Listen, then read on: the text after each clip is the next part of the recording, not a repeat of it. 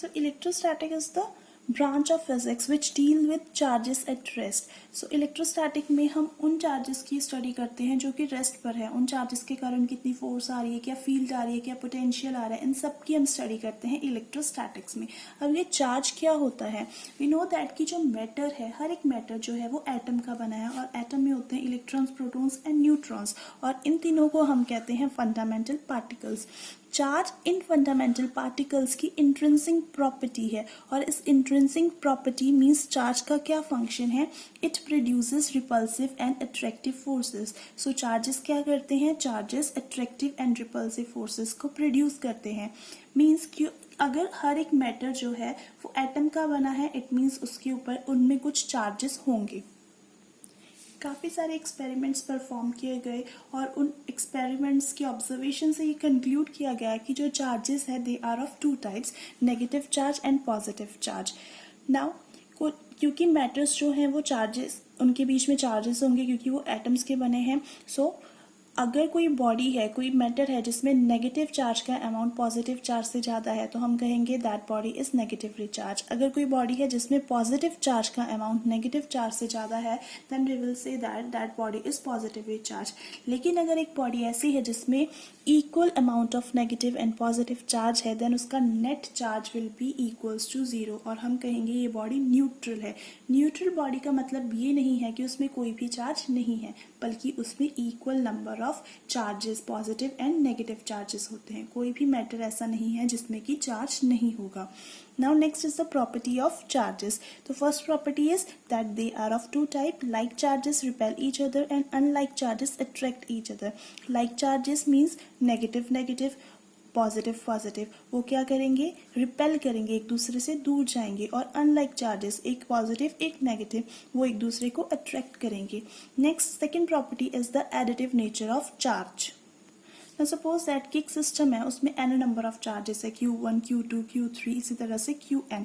Then उस system का जो टोटल चार्ज होगा that will be equals to उन सारे चार्जेस का जब हम सिंपल इंडिविजुअल सम कर देंगे that sum will be equals to the total charge of that system. और इसी को हम कहते हैं additive nature of the charges, कि हम चार्जेस को सिंपली ऐड कर सकते हैं to find the total charge of the system. Next is the conservation of charges. According to conservation of charges, charges can neither be created nor be destroyed in isolation, but in pair they can. Means कि अगर एक positive charge है या फिर एक negative charge है तो हम अकेले एक पॉजिटिव चार्ज या अकेले एक नेगेटिव चार्ज को कभी भी क्रिएट या डिस्ट्रॉय नहीं कर सकते. लेकिन अगर हमारे पास एक पेयर ऑफ चार्ज है, लाइक एक पॉजिटिव चार्ज है और एक नेगेटिव चार्ज है, इनका पेयर है, देन हम उन्हें क्रिएट भी कर सकते हैं एंड डिस्ट्रॉय भी कर सकते हैं.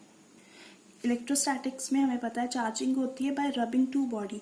दो बॉडीज को रब करते हैं तो उनकी चार्जिंग हो जाती है. एक बॉडी जो है वो इलेक्ट्रॉन लूज कर देती है, दूसरी बॉडी इलेक्ट्रॉन गेन कर लेती है.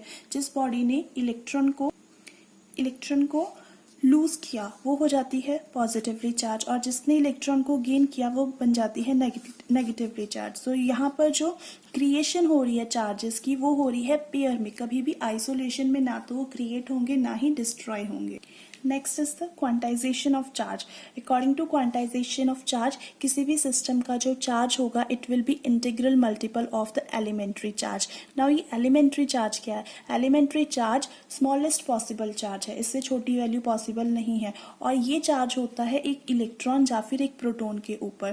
क्योंकि इलेक्ट्रॉन की नेगेटिवली चार्ज है और प्रोटॉन पॉजिटिवली चार्ज है, इस एलिमेंट्री चार्ज का मैग्नीट्यूड तो सेम होता है 1.6 इंटू 10⁻⁻19 कूलम, लेकिन इलेक्ट्रॉन के लिए ये होता है -1.6 इंटू 10⁻⁻19 कूलम और प्रोटॉन के लिए होता है +1.6 into 10⁻⁻19 coulomb. And n is the integer की वैल्यू क्या होगी? 1, 2, 3 अप टू इन्फिनिटी.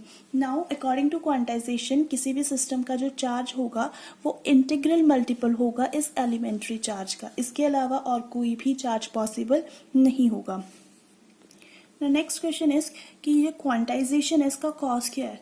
सिर्फ integral multiple of elementary charge ही क्यों आ रहा है? क्योंकि जब भी हम चार्जिंग करते हैं वो होती है बाय रबिंग टू बॉडी। मतलब एक बॉडी से इलेक्ट्रॉन्स जो है वो दूसरी बॉडी में ट्रांसफर करते हैं, और जब भी इलेक्ट्रॉन ट्रांसफर करते हैं वो इंटीग्रल मल्टीपल में करते हैं, कभी भी फ्रैक्शन में इलेक्ट्रॉन ट्रांसफर नहीं करेगा। इसलिए क्योंकि only integral number of electrons can transfer from one body to another body, इसलिए हमारे पास आती है quantization of charges. Next is the unit of electric charge. ऐसा unit of electric charge is coulomb, और इसे हम रिप्रेजेंट करते हैं कैपिटल C के साथ, एंड CGS unit is stat coulomb, and 1 coulomb is equals to 3 into 10⁹ stat coulomb. This is very important. This we will use in the numerical problem जब हमें एक यूनिट ऑफ सिस्टम से दूसरे यूनिट ऑफ सिस्टम में convert करना होता है। Now अब हमें ये तो पता चल गया कि दो तरह के चार्जेस होते हैं, और चार्जेस जो है वो इंट्रिंसिक प्रॉपर्टी है जो कि रिपल्सिव और अट्रैक्टिव फोर्सेस को जनरेट करती हैं। ना वो उन फोर्सेस का, उन इलेक्ट्रोस्टैटिक फोर्सेस का, इलेक्ट्रोस्टैटिक फोर्सेस होती हैं जो चार्ज पार्टिकल्स हैं उनके बीच में जो फोर्सेस होंगी रिपल्सिव और अट्रैक्टिव, उन्हें हम कहते हैं इलेक्ट्रोस्टैटिक फोर्सेस। जो इलेक्ट्रोस्टैटिक फोर्सेस आ रही हैं चार्ज पार्टिकल्स या चार्ज बॉडी के बीच में, उनका मैग्नीट्यूड हमें मिलता है कूलम्स लॉ से। नाउ सपोज दैट कि दो चार्जेस है Q1 और Q2, उनके बीच में डिस्टेंस है R। Then according to Coulomb's law जो इलेक्ट्रोस्टैटिक फोर्स होगी इन दोनों चार्जेस के बीच, that will be directly proportional to the product of the charges and inversely proportional to the square of distance between them. So force का formula हमारे पास आ गया K Q1 Q2 upon R square. ये जो K है that is called electrostatic force constant. इस constant की value CGS unit में होती है 1 के इक्वल। सो CGS यूनिट में इलेक्ट्रोस्टैटिक फोर्स की value is equals to Q1 Q2 upon R square, and SI unit में K की वैल्यू होती है 1/4 पाई एप्सिलॉन नॉट, और ये एप्सिलॉन नॉट होता है absolute permittivity of the free space. ये कूलम्स लॉ की डेरिवेशन हम कर रहे हैं जब हमने चार्जेस को एयर या वैक्यूम में रखा, उसका मीडियम जो है वो एयर या वैक्यूम है। सो एप्सिलॉन नॉट क्या है? Absolute permittivity of the free space, air और वैक्यूम की परमिटिविटी। सो फोर्स की वैल्यू क्या आ गई? 1/4 pi epsilon naught Q1 Q2 upon R square in SI units.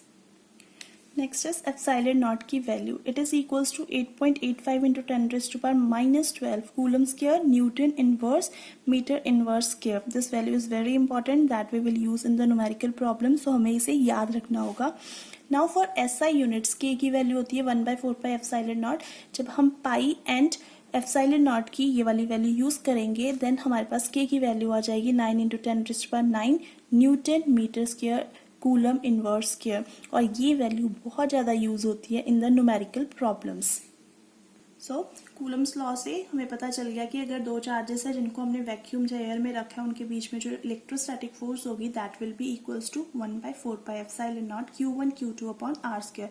Now suppose कि अगर हम चार्जेस को एयर या वैक्यूम के अलावा किसी और मीडियम में रख देते हैं देन उनके बीच में कितनी फोर्स होगी? That force in the medium will be equals to 1/4 pi epsilon Q1 Q2 upon R square, और ये जो एप्सिलॉन है it is the absolute permittivity of that medium, जिस मीडियम में हमने उन्हें प्लेस किया है।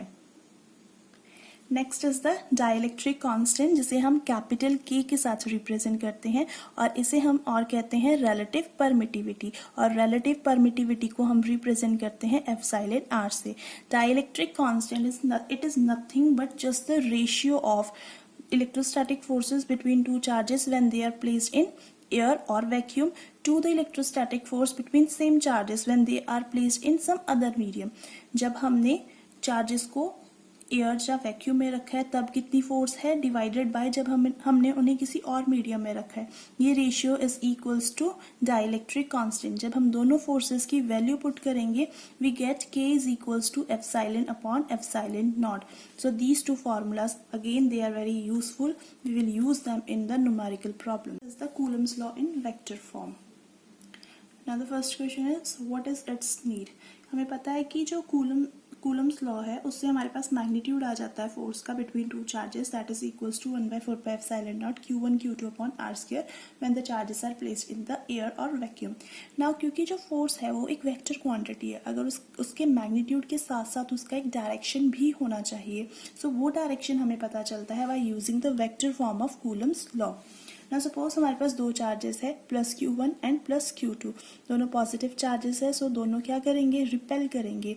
Q1 Q2 को रिपेल करेगा इस डायरेक्शन में और Q2 Q1 को रिपेल करेगा इस डायरेक्शन में। मींस एक फोर्स Q1 Q2 के ऊपर लगाएगा और एक फोर्स Q2 Q1 के ऊपर लगाएगा। So F12 is the force on Q1 due to Q2 और F21 is the force on Q2 due to Q1। So Q1 के कारण Q2 के ऊपर फोर्स आ रही है, इसको इस डायरेक्शन में भेज रहा है, सो F21 आ रही है और Q1 के ऊपर Q2 के कारण फोर्स आ रही है, ये इसको इस डायरेक्शन में रिपेल करेगा F12। सो ये दोनों आ गई फोर्सेस। नाउ हम इनके डायरेक्शन के लिए क्या करेंगे, पोजीशन वेक्टर ड्रॉ करेंगे। एक पोजीशन वेक्टर ड्रॉ करेंगे हम from Q1 to Q2 in this direction, इसका नाम होगा 1 to 2 जा रहा है, सो R1 2। सिमिलरली एक पोजीशन वेक्टर हम ड्रॉ करेंगे from Q2 to Q1 in this direction R2 1। Now it is clear that कि F21 की डायरेक्शन में हमारे पास यूनिट वेक्टर पोजीशन वेक्टर आ रहा है R12। सिमिलरली F12 की डायरेक्शन में हमारे पास पोजीशन वेक्टर आ रहा है R21। वी नो दैट कि कोई भी वेक्टर है it is equals to magnitude of that vector into the unit vector, और ये यूनिट वेक्टर जो है इससे हमें पता चलती है डायरेक्शन। सो सिमिलरली हम इन दोनों पोजीशन वेक्टर्स, सॉरी यहाँ है पोजीशन वेक्टर, इन दोनों पोजीशन वेक्टर के यूनिट वेक्टर्स ड्रॉ करेंगे। इसका यूनिट वेक्टर आ जाएगा R12 कैप और इसका आ जाएगा R21 कैप। सो F21 की डायरेक्शन आएगी हमारे पास R12 कैप एंड F12 की डायरेक्शन आएगी R कैप 21। Therefore F12 की वैल्यू आ जाएगी 1/4πε0 Q1 Q2 upon R21 square R21 cap. Similarly F21 की वैल्यू आएगी 1/4πε0 Q1 Q2 upon R12 square R12 cap. इन दोनों का मैग्नीट्यूड तो सेम होगा लेकिन इनकी डायरेक्शन अपोजिट आएगी। इट मीन्स कि F12 is equals to minus of F21। It means कि यहाँ पर जो इन दोनों चार्जेस के बीच, लाइक चार्जेस के बीच फोर्सेस, इलेक्ट्रोस्टैटिक फोर्सेस आ रही हैं, they are equal and opposite. और इक्वल एंड अपोजिट फोर्सेस और हम कहाँ पढ़ते हैं, इन न्यूटन्स थर्ड लॉ, जहाँ पर हम कहते हैं कि for every action there is equal and opposite reaction. Action और रिएक्शन क्या है, काइंड ऑफ फोर्सेस, दोनों एक दूसरे के इक्वल एंड अपोजिट होते हैं। इट मीन्स दैट कि जो कूलम लॉ है वो अपनी वेक्टर फॉर्म में न्यूटन के थर्ड लॉ को फॉलो करता है। Next is the superposition principle.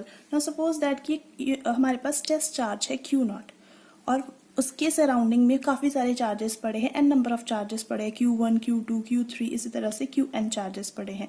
Now ये सारे चार्जेस क्या करेंगे, इंडिविजुअली इस Q0 टेस्ट चार्ज के ऊपर फोर्स एक्सर्ट करेंगे। नाउ Q1 अगर एक्सर्ट कर रहा है फोर्स F1, सिमिलरली Q2 लगा रहा है F2, Q3 फोर्स लगा रहा है F3 एंड इसी तरह से जो Qn चार्ज है वो इस Q0 चार्ज के ऊपर फोर्स लगा रहा है Fn।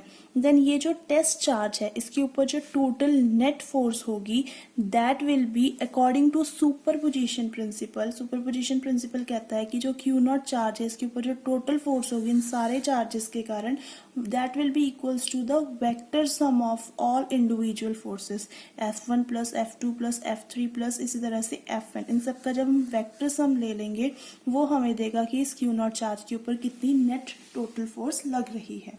सो इनकी वैल्यूज जब हम पुट करेंगे, सॉल्व करेंगे तो हमारे पास आएगा F is equals to Q0 upon 4πε0 summation I from 1 to n QI upon RI naught square RI naught cap. Next is the continuous charge distribution.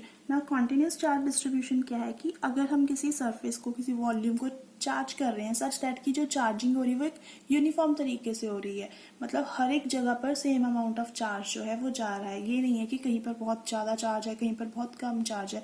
जो चार्ज की डिस्ट्रीब्यूशन हो रही है वो एक यूनिफॉर्म तरीके से हो रही है, तो हम कहेंगे कि ये जो डिस्ट्रीब्यूशन है it is a continuous charge distribution. Continuous charge distribution is of 3 types. The first one is the linear charge distribution. Now इसके नाम से पता चल रहा है लीनियर मतलब एक लाइन के अलोंग होगा। जब चार्ज यूनिफॉर्मली किसी लाइन के अलोंग डिस्ट्रीब्यूट होता है तो उसे हम कहते हैं लीनियर चार्ज डिस्ट्रीब्यूशन। जैसे एक वायर है, उसके अलॉन्ग हमने उसे चार्ज दिया और वो यूनिफॉर्मली उसके ऊपर डिस्ट्रीब्यूट हो गया।